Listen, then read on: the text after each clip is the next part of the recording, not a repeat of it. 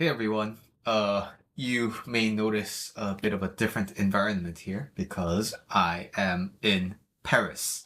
My wife and I decided to live here for a month, and we've been transitioning and settling into the small studio apartment that we have here. And as you can see, I don't know if you can really tell, but it's not a ton of space, but we're making it work. Doing grocery shopping, doing a little bit of cooking that we can, then trying to live our life here instead of just being a tourist. Of course, we still do touristy things, but I've been coaching people remotely, and my wife has been having a bit of a difficult time with jet lag. So have I, and so things haven't really been like all that easy. But just wanted to give you guys a little bit of an update on where things are going with my personal life because I feel like I owe you guys some bit of that kind of information.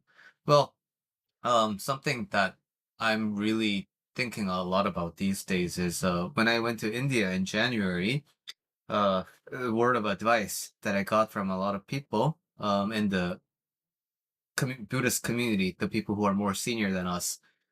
A lot of the same advice was that the true pilgrimage isn't really about the journey that you go across India, but the true pilgrimage is inside of here. When you experience certain things, when you look at certain things, when you interact with people and then they say certain things, like what happens inside of here, noticing that is the true pilgrimage. And so far, although the location is a little bit different, I'm in France.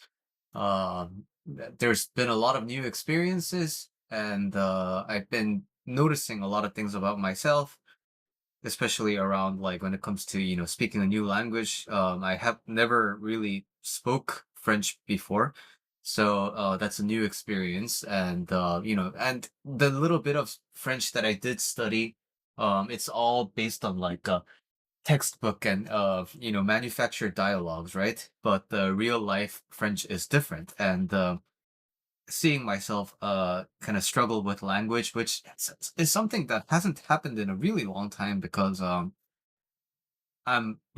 Korean is my first language and English is my second language, but I learned English so young, and after that I've only traveled really through countries in the English speaking world, so I haven't really experienced that much of a language barrier before. So, when somebody says something that I don't understand, and when I don't have the capacity to communicate to other people what I'm thinking and how I need to act in this situation, what do I do?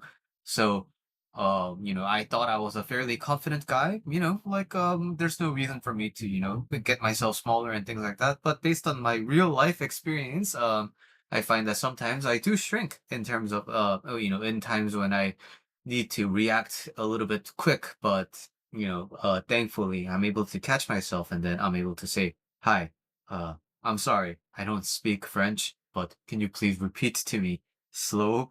And then, they see me struggle, they see me try, and then, they're actually, the stereotype is the French people are very rude to English speaking people, but I think, it's probably because I don't know. Maybe it's because it seemed like I'm really trying. Everybody has been really nice to me around, teaching me what they were saying to me, and then things like that. So overall, I'm learning a lot about myself. I'm learning a lot about the French culture. I'm learning a lot about just being in a different continent with no real like tourist is kind of an agenda. I'm just here. I'm just continuing life in a different place, and that's about it.